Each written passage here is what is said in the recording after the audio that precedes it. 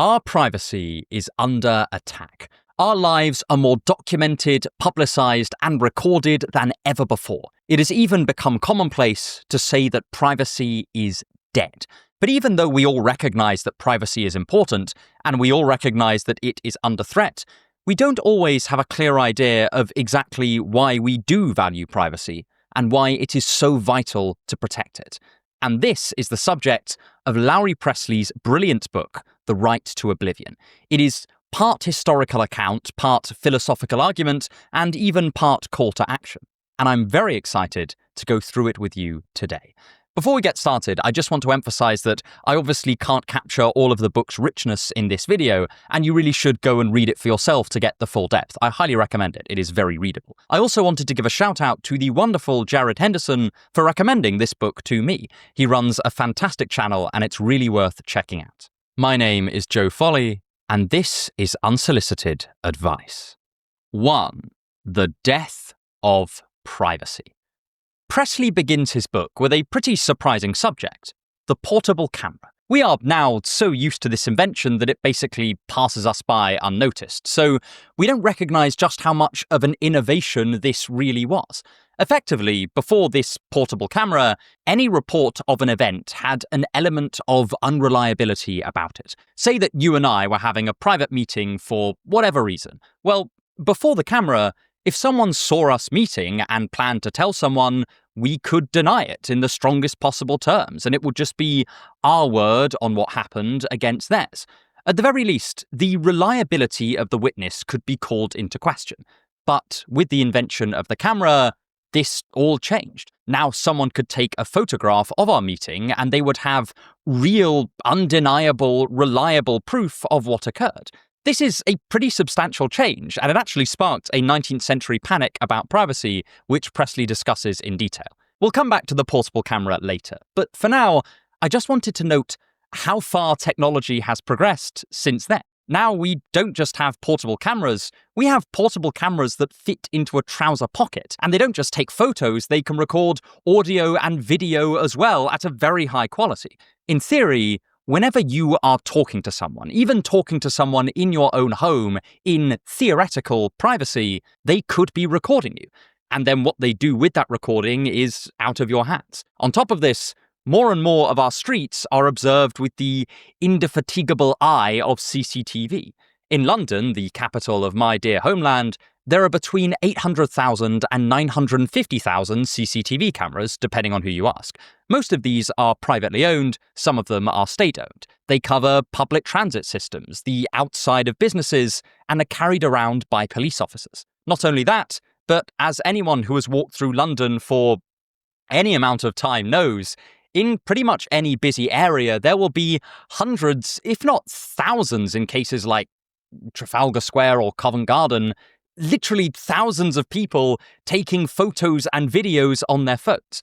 I'm only speculating here, but I reckon if you were to walk through London on a really busy day for 10 minutes, especially around the city centre, I would be shocked if you did not end up unknowingly featuring in the background of someone's Instagram story. We have unconsciously conceded that to be in public is to run the risk of being recorded. And this is so commonplace that we barely even register just how radical an idea this is. If you try and think about it for a length of time, it may even begin to disturb you. Not only that, but our online movements are almost always being observed. As you watch this video, there are algorithms raging to figure out who you are, what you want, and what you're likely to buy. Every tap of a web page or click of a mouse is watched by a million artificial spectators, all taking copious virtual notes. I sort of wish I had a VPN sponsor here, but hey hum. Beyond these well-worn observations, there are new surveillance technologies just on the horizon. Automated facial recognition software is only getting better. At the moment, it's used in the UK to recognize people with outstanding arrest warrants at some public events, but we've also seen facial recognition being used increasingly in the private sector, which many people are understandably nervous about. You might worry about this technology being used by governments that are hostile towards you and your own country, or your own government who may not always have your best interests at heart. I'm sorry to sound like a complete conspiracy theorist, but I think we can all agree that occasionally a conflict of interest is set up between a government and its people. I don't think that's steeped in cynicism as an observation. I imagine that these facts about observation are familiar to many of you, and whenever I do speak to people about these, they have an instinctive revulsion to them, even if they already know them deep down. But despite all of this really strong emotional reaction we have to our continually eroded privacy, we don't often have that good of an idea of what privacy specifically is, and what a violation of privacy amounts to, aside from this vague aversion we have to losing it. To quote the legal scholar Neil M. Richards, "We lack an understanding of what privacy means in this context and why it matters. We've been able to live with this state of affairs largely because the threat of constant surveillance has been relegated to the realms of science fiction and failed totalitarian states. But these warnings are no longer science fiction." But before moving on, another problem that many people have with the information age is that very few people can even agree on what's true, which is why I recommend you check out today's sponsor, Ground News. Ground News is a website and app that gathers related articles from thousands of sources around the world in one place, so you can compare how different outlets cover the same story. Every story comes with a clear breakdown of the political bias, factuality, ownership, and headlines of the reporting sources, with ratings backed by independent news monitoring organizations.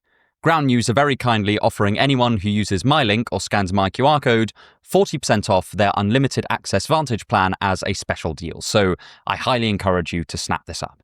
For instance, let's see how left and right-wing publications differed on their reporting on the recent US government shutdown. Whereas left-wing sources attributed the shutdown to good faith disagreements about healthcare policy, right-wing sources framed it as an unreasonable overreaction by Democratic representatives. I especially like the blind spots feed, which highlights stories that are disproportionately covered by either the left or the right. This feed helps readers step into the other side's news reality and understand the different narratives that can shape their beliefs, such as left-wing sources missing an attempt by Elon Musk to support a boycott of Netflix, or right-wing sources missing a ruling in Washington state stating that immigrants have the right to bond hearings. I don't have a lot of time to keep up with the news, as the channel keeps me very busy, and certainly not to examine every article I read for bias individually. So receiving my Ground News roundup at the end of every day means that I can get a variety of different news opinions, learn which sources are trustworthy, and just make the world less of a bewildering mess. Ground News is giving my viewers 40% off their unlimited access Vantage plan. They've genuinely become my go-to news source, and I really hope that you'll check them out. But anyway, back to the video. There is something deeply unsettling about how much of our lives truly are watched by other people or other digital beings. The mere feeling of being watched can feel like a violation, even apart from any other material negative consequences that it causes. Pressly uses the example of Ben, a hotel guest, and Foos, a voyeur. Ben is a travelling salesman far from home who stops in at the Manor House Motel to spend the night. He rents one of the rooms where, unknown to him, Gerald Foos has installed an aperture for observing unsuspecting lodgers. Over the course of the evening, Foos sees Ben watch television, adjust his clothes in the mirror. Foos is a simple voyeur and a total stranger to Ben. He never learns more about Ben than what he observes through the hole, and he never tells anyone what he saw. Ben never finds out about Foos' spying. Sometime later, Foos forgets about Ben, and shortly thereafter takes the knowledge of his voyeurism to the grave. The question that frames much of the first half of Pressly's book is, why has Foos done something wrong here? What has he done to harm Ben? Because pretty much everyone agrees that Ben has undergone some harm here, and yet it's not exactly clear what that harm is. There's been no material damage to Ben or Ben's reputation, and Foos observed nothing embarrassing or unusual. He never even told anyone, and Ben doesn't know it happened. So how could harm have been done? We want to cry out that the harm is that his privacy has been violated. But why exactly is privacy a good thing in the first place? And why is violating it a harm? These are the kinds of questions that Pressly seeks to answer in his book. And as we've made clear, the stakes truly have never been higher. A lot of people intuitively think that the reason intrusions on our privacy are a violation is because we may have something that we don't want other people to find out. That is, we have secrets that we just don't want to be unveiled. But Pressly doesn't think that this is quite right. At least it's not a complete explanation of why privacy is valuable. After all, even if we had nothing in particular that we didn't want people to find out about, would that really make us comfortable if we found out that there was someone watching our every move? Pressly thinks we wouldn't be, and I would certainly have to agree. Moreover, Pressly argues that there is something different about having a secret and desiring privacy. Pressly has children and a wife, and thus it's public knowledge that he and his wife have been physically intimate. And yet, if someone were to ask him, "Have you ever had sex with your wife?" this would still seem like an intrusion into a private realm. Moreover, in the example of Ben and Foos, Ben didn't have anything to hide. He didn't do something compromising while he was in the hotel room, but we still tend to think that he's been wronged in some sense, and that his privacy has been violated. Nothing new or scandalous has been uncovered about Ben, but we still don't like it. And again, this framing sort of suggests that the totalitarian slogan, "If you've got nothing to hide, you've got nothing to fear," is correct. It suggests that a desire for privacy is the same thing as a desire for secrets, and neither Pressly nor myself are comfortable with that. The fact that I don't want to be watched while I am doing something as banal as reading in bed is not because I don't want people to learn that I often read before bed. It just seems to be this much less definite and slightly more difficult desire to clarify. I don't have a secret, but I still want privacy. So, if this common sense answer fails, then what is the value of privacy to Pressly? Well, here's one angle on it. Ambiguity, the indefinite, and you. Who are you? This is possibly one of the strangest yet most important questions you will ever ask. At one level, you are a being made of flesh and blood, matter arranged in a certain shape with certain functions. Let's call this the biological dimension of you. But alongside this biological dimension, there is a much thicker sense of who you are. We might say this is the kind of person that you are like. It's the set of properties that we ascribe to the object we call you based on your behavior. The sort of model of your person that the people around you have in order to predict what you will do and work out what kind of properties it makes sense to give you. And you'll have one of these models for yourself in your own head as well. People might call you brave if you do things that make that label a good predictor, and likewise for things like kind or attractive and their inverses. One of the observers of your behavior is yourself, and you too have an idea of what you're like. And all of this information about you as a person gets mashed together into a general idea, held by both you and others about who you are. This is what Pressly calls the biographical dimension of you. It's the answer to the question, who are you as a person? For Pressly, this is a real set of facts about who we are. That is, he doesn't think who we are is just some private, inaccessible set of facts only known to us. It is something that exists in the public realm too, and is, to a certain extent, found in other people's judgments. This can seem strange at first, but we all know that people can be mistaken about who they are. We've probably known people who think they are cleverer than they are. I have thought that I am cleverer than I am at various points in my life. We've known people who declare that they are a people pleaser without much evidence of ever actually pleasing people. Moreover, us as a character is something that other people use as a stand-in for the real us when they make decisions about how to treat us. So we have a real personal interest in what this biographical dimension of us is. It's not something that we can just relegate off to the sidelines and decide not to care about. This is the first real advantage that Pressly identifies for privacy. It allows us a temporary reprieve from people constructing this biographical information about us. He uses this to explain why it is that Foos observing Ben feels like a violation, even though there has been no extra harm done to Ben other than the simple act of observing, and even though no embarrassing or secret information has been accessed. For Pressly, this means the problem is not that there was some piece of pre-existing information about Ben that Foos has accessed in seeing him, that Ben has a prior interest in keeping hidden. It's rather that any information about Ben has been created at all, whereas, were he in private, no new biographical information would have been created. In the privacy of his hotel room, Ben had the confidence that whatever he did, no one would be able to observe it, and add that observation to the stock of information out there about what Ben is like. Privacy thus allows us a secure place to experiment with who we are. That is, we can act for a short time in an environment where no one knows what we're doing. And to that extent, we are freer because no new biographical information is being added to us. But this freedom is not about being able to do whatever we want.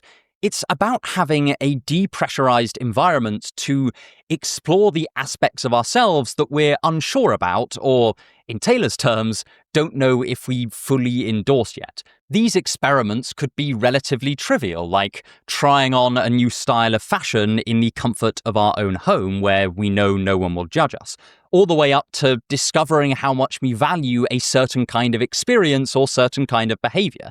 This kind of privacy is what gives us the space to let ourselves go and explore ourselves while knowing that we are not committed to any of the little experiments that we try out. This is the thing that Foos robs from Ben when he observes him through his little crawl space. Ben has now gone from having a safe and experimental place away from the prying eyes of the world to having someone making definite biographical inferences about him. He has lost this ability to experiment. That can sound a little bit abstract, but we really do recognize this at the extreme end of some of our dystopian fiction, where privacy often is deprived from the inhabitants of a world almost completely. Famously, Orwell's 1984 is a world where everyone is observed, or could be observed, at any given moment. Big Brother and the inner party keep watch on Winston and the outer party through telescreens. And although maybe no one is watching them at that given moment, there could always be someone watching. That possibility is always there. And as a result, our protagonist Winston never has any freedom to experiment with himself. He doesn't even really know who he is. When he first opens his illegal diary to put pen to paper, he has no idea what to write. As he puts it, it was even conceivable that they watched everybody all the time. But at any rate, they could plug in your wire whenever they wanted to. You had to live, did live, from habit that became instinct, in the assumption that every sound you made was overheard, and, except in darkness, every movement scrutinized. This feeling that Winston has of being stifled is from the lack of privacy. And it's not merely that Winston would be punished if he stepped out of line. Later in the novel, he and Julia, a woman he is having a romantic entanglement with, are relaxing in a field, away from microphones and telescreens. And although they do take that chance to engage in some illicit activity that would certainly get them punished, it's also clear that the mere fact that they are not being watched is freeing to them. Pressly argues that this feeling of freedom and not being observed is vital to human well-being, and that we can only get it by ensuring that we do have spaces that are totally private and defended as such, where there is a cultural and legal understanding that we are not, and ought not to be, watched. Pressly refers to this state as being unaccountable. By this, he doesn't just mean the freedom from judgment that we've been talking about, and he's actually pretty insistent that this is not a release from morality, but he does mean a state where we are temporarily indefinite or not totally defined in this experimental attitude. As he puts it, when there is no quarter from striving, persistence turns inward. Self-direction becomes self-torment and depletes what it had hoped to sustain. Any picture of well-being ought to include, in addition to the importance of agency and moral responsibility, a space and time to shrug off the persistence that it takes to live a life. Such repose would not consist in the abandonment of one's ends and values, or caring about different things or nothing at all, but simply in not being definite, one way or another, for a little while. In other words, it would look like a period of not being accountable for oneself, and to others. This to oneself bit is really important. The point is that we are suspending who we are even in our own conception of our biographical dimension. And since we're not being observed, also in the biographical judgments of others. This is what Winston has when he is not being watched by the party. He has a lack of accountability. We tend to think of accountability as an unalloyed good. We say that we want our public figures to be more accountable, and we praise taking accountability. I like Pressly's argument here because it critiques the value of the other extreme. Total unaccountability would allow for total immorality, but no reprieve from accountability is just another word for totalitarian puritanism. Another point Pressly makes here that I think he actually quite understates is that this kind of unaccountable feeling of privacy doesn't just require actual privacy, it also requires a certain frame of mind. Indeed, Pressly points out that there are some people, like the enraptured couple making out on a park bench, who seem to feel like they're in private even when they're not. And likewise, there are some people who, even in private, feel like they cannot let go of their accountability to themselves and just be. They have internalized being watched, and they may not even notice that they can't truly let themselves go and simply exist without observing and judging and evaluating themselves. Personally, I worry that, just like Winston, we will become so used to being watched that even in private, the feeling persists like an ingrained mental habit, at which point privacy would become mentally impossible even when it is physically facilitated. We would be totally deprived of this repose. And this internalization leads us quite nicely onto our next point, because with the value of privacy established, Pressly moves on to discussing an intrusion into this private realm that we don't often consider, because it doesn't happen through surveillance by some external power, but through our consensual, attentional choices. If you want to help me make more videos like this, then please consider subscribing, either to the channel, or if you're feeling incredibly generous and want to gain access to exclusive content, including my slow-motion, book-by-book bookshelf tour, then consider subscribing to the Patreon, though it's absolutely no pressure. The links are in the description. 3. Attention, focus, and privacy. This is hardly an original observation, either by myself or by Pressly, but the world is much more connected today than it has ever been before. With a few taps of our phones, we can see what our friends are up to, we can access some of the greatest books in history, and read homoerotic boy band fanfiction. But Pressly points out that we're not just connected to vast swaths of information, we are also connected to the public realm through these phones. This type of publicity is not about prying eyes. It occurs entirely through our own free choice. It's about what we choose to look at. This is the attentional dimension of privacy. And I think it is one of the most interesting parts of Pressly's book, and it made me think about modern accessible technology in a way that I really hadn't done in quite this way before. I know it sounds trivial, but when we're in private, it's not just that we can't be seen, we also, at least for the most part, can't see anyone else. It's a total disconnect from the outside world. This is both a physical condition and, as we saw in the last section, a psychological attitude. Pressly puts it as follows. Whatever else it involves, the experience of privacy must lack the psychological orientation of being tethered to those outside of one's condition who would seek to destroy or pierce it. Pressly contrasts privacy with the example of someone who is not currently being seen by anyone, but someone is trying to find them. In that case, they might be hiding, but they're not in private. Privacy has this more restful feeling to it.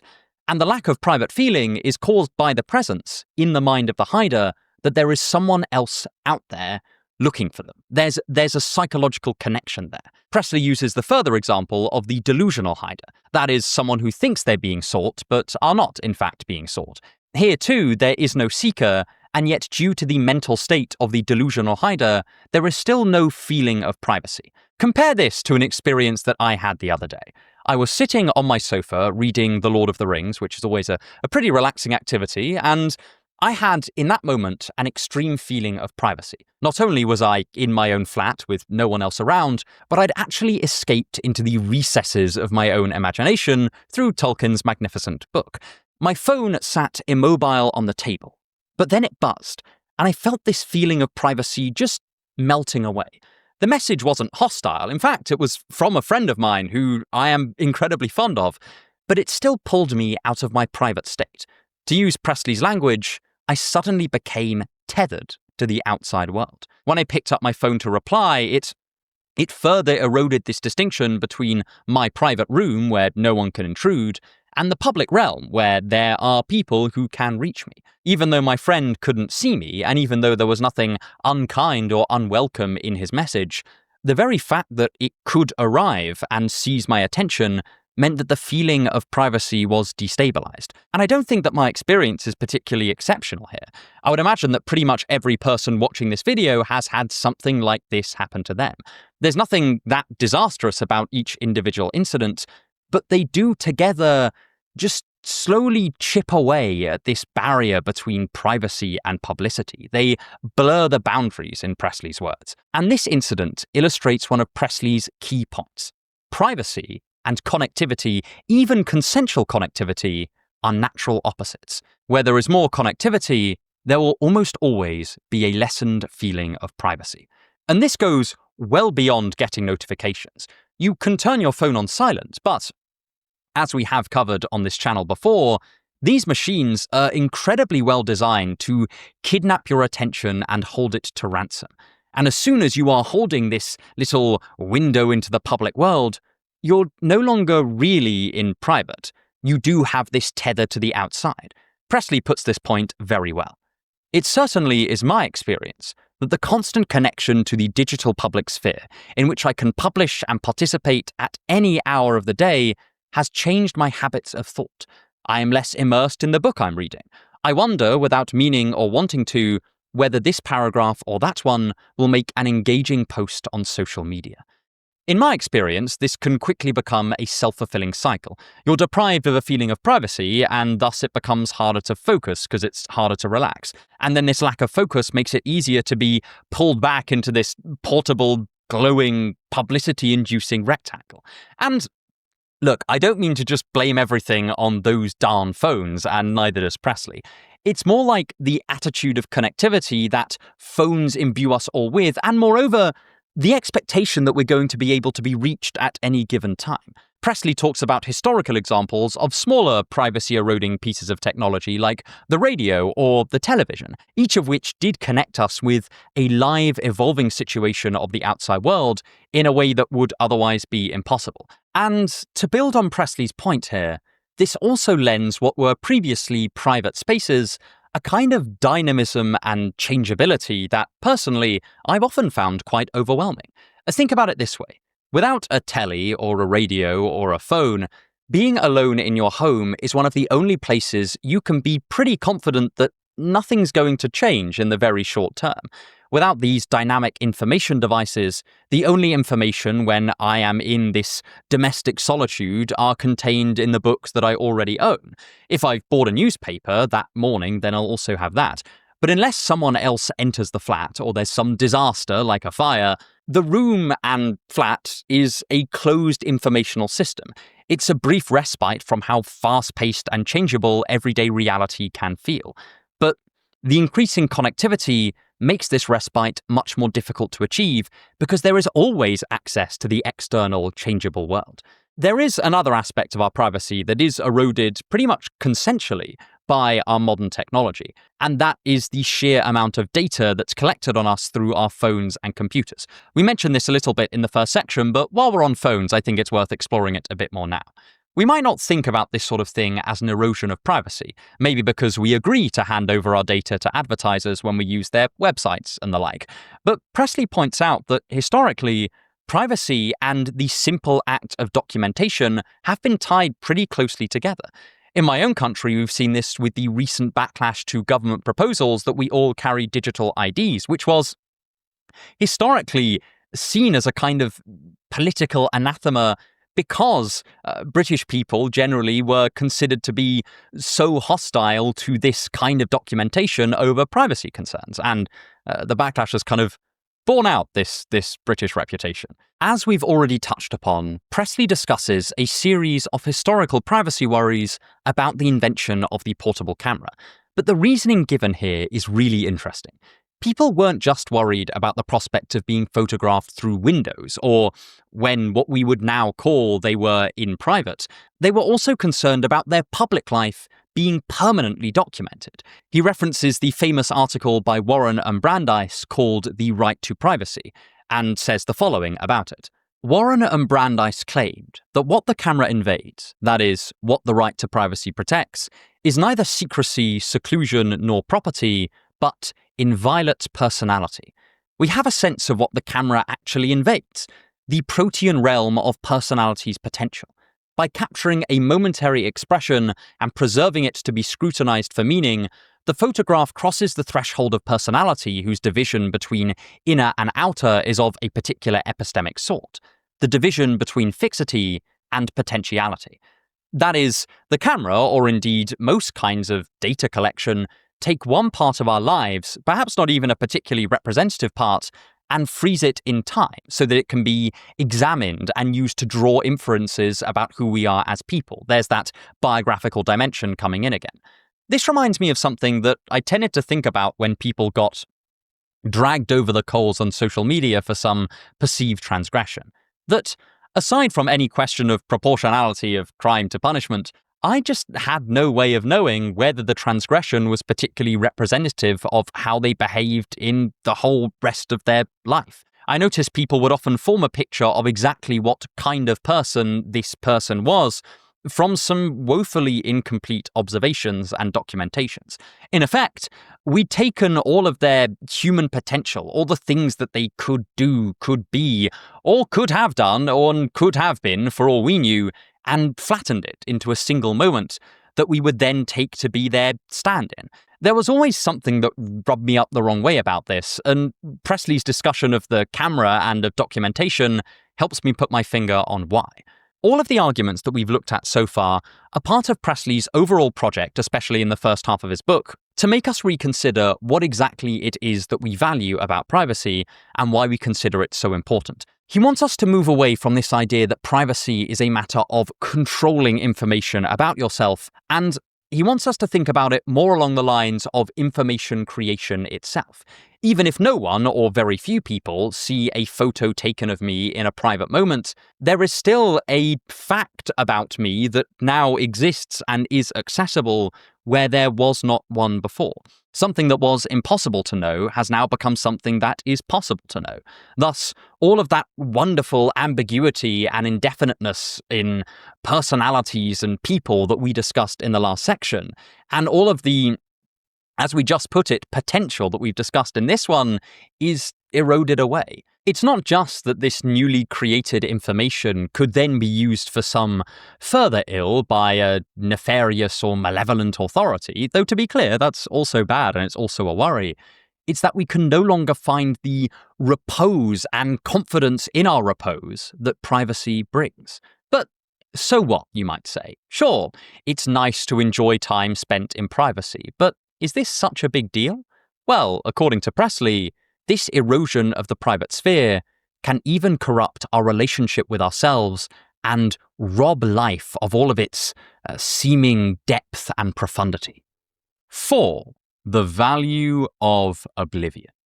When we call someone or something deep, what do we mean by that? Funnily enough, I actually looked at this question not so long ago in the video on pseudo-profound bullshit, and there we discovered that one of the main criteria that people use for evaluating how deep something is a sense that it is multi-layered and would require extensive effort to uncover its deeper aspects. You'd have to sit with it for a long time, and even then, you probably wouldn't discover everything about it. Take the Richard Wagner opera Tristan und Isolde, which incidentally was one of Nietzsche's favourite operas. In his earlier years, Nietzsche had an intense reaction to this music. For instance, here is a passage from The Birth of Tragedy about this very score. I should like to ask these genuine musicians whether they can imagine a man who could perceive the third act of Tristan und Isolde, unaided by word and image, simply as a tremendous symphonic movement without expiring at the convulsive spreading of their soul's wings. How could such a man, having laid his ear against the heart of the world will and felt the tumultuous lust for life as a thundering torrent or as a tiny misty brook flowing into all the world's veins, fail to shatter into pieces all of a sudden? So there's a lot in that passage, but among the tremendous emotional impact of the music and its philosophical significance, Nietzsche identifies the overflowing and almost overwhelming nature of its meaning and its content. This idea that it is both a thunderous torrent and a misty brook alludes to the idea that it is inexpressible in words. It contains multitudes, and even multitudes that are in tension. There is a close connection, then, between a perception of depth and the sense that the meaning of something has not or cannot be fully laid out in propositions. Think of your favourite piece of music or your favourite novel. If I were to ask you to describe it down to the very last detail, I think you'd probably finish your description and still have this nagging sense that you had left something out, that you had failed to fully explicate its depths, and that the explication of those depths is probably impossible. This link between inarticulability, if that's actually a word, and a felt feeling of depth forms the primary plank of Pressly's final point about privacy, which he uses building off some prior work from Hannah Arendt. That is, if we make more and more of the human being public and propositionally articulated, we will lose the sense that there is anything deep or profound in humans that is lurking beneath the surface. To quote him directly, "To the extent that we come to think of human beings as repositories, producers, or somehow consisting of information, we risk replacing a view of human depth and flourishing with an acceptance of shallow fixity and the ready manipulation of information. By acknowledging that there are parts of us humans, including ourselves, that elude explicit description and to that extent remain not just in private, but in what Pressly calls oblivion, things about which no definite facts exist, the world seems richer and deeper. If we eliminate or try to eliminate this oblivion, it would be like attempting to exhaust the meaning of a poem by counting the amount of times the poet uses each individual letter of the alphabet. It's not only besides the point, it actually diminishes the poem. If you approach the poem in that way, you will fail to see its beauty. We've been building up to this concept of oblivion all through the video. Earlier, when we were talking about Ben's repose in his hotel room, or my repose in my flat, where no biographical facts were being created about me or about Ben, we were also talking about a state of oblivion, since there were no articulable states and articulable facts going on there. But why is this idea that the human being has inarticulable depths so important? Well, for one thing, Pressly thinks it imbues our relationships with others and with ourselves with a sense of discovery and searching and inexhaustibility. He draws from the short story Funes the Memorious by Jorge Luis Borges. I'm so sorry about any of my pronunciation, or indeed all of it there, which documents the misery of Funes, a young man who sees everything in perfect detail and remembers all that he sees. Rather than this giving him the energy of a prodigy or a genius, it actually robs Funes's life of its wonder. Once he's seen something once, there is nothing more to discover about it. He never has the joy of perceiving an old thing with fresh eyes or of combing the depths of something at once familiar and newly different. In short, he is robbed of the world's oblivion. And this makes everything in his life seem bland and meaningless. Imagine that every time you encountered someone, you didn't have any idea that there was more to them than met the eye. You would almost certainly find them really boring. There'd be no sense of inner depth to them or an inexhaustible supply of things to discover. You would never have the feeling that Gandalf did when Frodo agreed to go out on his adventure with the One Ring. "My dear Frodo," exclaimed Gandalf, "hobbits really are amazing creatures. As I've said before, you can learn all that there is to know about their ways in a month, and yet after 100 years, they can still surprise you at a pinch." This pleasure and expectation that people, even people we know very well, will surprise us, comes from this idea that there is always more to them than we have realized, that we could spend our entire life searching someone's psyche and still come up with new things. Without oblivion, all of this is lost. Once we start to reduce humans down to data, we will think that what we see is all there is. Pressly thinks this also holds for our relationship to ourselves. He recounts the feeling that many of us have that sometimes ideas, thoughts, feelings, and more come to us out of nowhere, from the depths or recesses of our mind. Pressly thinks that this idea that we have depth that we have not yet fully articulated, and in fact will never articulate, is a key pillar of self-trust and what I might call existential self-esteem. It reassures us that we are more than just the sum of our previous actions, and especially our previous failures. As we alluded to earlier, it forms part of this nebulous sense that we have untapped potential, and it creates space for us to change. It creates the thing out of which change comes. It means that we don't view ourselves as fixed qualities, but as just a bit more fluid. Pressly also thinks this facilitates that self-trust, since we can always be confident that there is more to us than we are currently aware, and so we have inner reserves that we could in theory draw upon in time of need. And on this subject of trust, Pressly concludes his book with an extended discussion of just how damaging the erosion of privacy is to interpersonal trust as well. He points out that the more we are observed and documented and data-ified, the less room there is for trust to form. Building trust requires that we are not constantly watching one another, since it is, to paraphrase John Ruskin, the very confidence that someone will act well without threat and without surveillance. Thus, to constantly be observing and be being observed prevents the build-up of trust between people. It's like how asking to go through your romantic partner's phone signals that you don't trust them, because you are communicating that your peace of mind is kept afloat by knowing what they are up to, rather than being able to comfortably and confidently dwell in ignorance. As Pressly puts it, the Russian proverb, "trust but verify," is rightly famous for its irony. To the extent that you verify, you do not trust, and to the extent that you are monitored, watched, or documented, you are not trusted. This can easily become a self-fulfilling cycle, since the more we watch, the less we trust, and the less we trust, the less we feel like we can give up our watching. It's like a Mexican standoff, but with spyglasses instead of pistols. All of this can make our norms around privacy very fragile, and thus vulnerable to a runaway cascade of collapse as trust falters while surveillance rises. Pressly himself doesn't proclaim definite answers to our privacy-based woes, but if the message of his book could be summed up in a few sentences to the best of my abilities, it would probably go something like this. Privacy, defined as access to and access to a feeling of oblivion, is severely undervalued in our philosophical landscape. It is an integral part of how we form relationships with one another, how we form relationships with ourselves, and how we find repose from the stresses of life, even how we conceive of the world's depth and richness.